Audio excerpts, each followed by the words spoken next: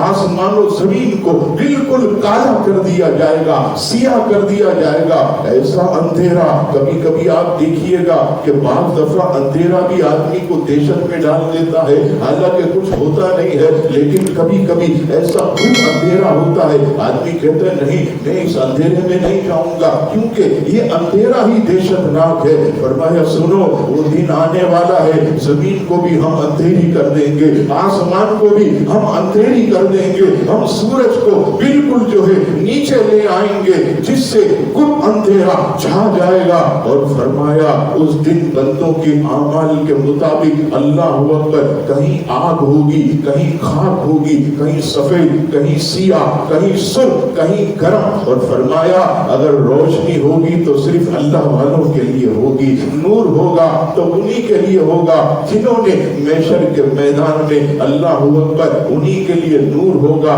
जिन्होंने अपने मौला को राजी किया, जिन्होंने अपने मौला को मनाने के लिए बड़े बड़े सजदे किए, जिन्होंने अल्लाह की रज़ा के लिए आमाल किए। फरमाया उनके लिए उस दिन जो है रोशनी ही रोशनी होगी। और फरमाया उनके चेहरे भी नूर की तरह चमक रहे होंगे। और फरमाया कि ये जमीन जो है ये मोमिन के लिए मिसले रोटी होगी, यानी जमीन ऐसी नरम होगी कि महशर के मैदान में भी मोमिन को भूख लगेगी तो ऐसे जमीन से रोटी तोड़ेगा और ऐसे अपने मुंह में डालेगा। और फरमाया उस दिन मोमिनों का ये आलम होगा, अल्लाह वालों का ये आलम होगा कि मलाइका जो है उनके लिए अल्लाह अकबर मछली का सालन पेश करेंगे कि दुनिया में तू अल्लाह के लिए भूखा रहता था, दुनिया में तू अल्लाह के लिए प्यासा रहता था, आज खा रहमत मलाइका, वो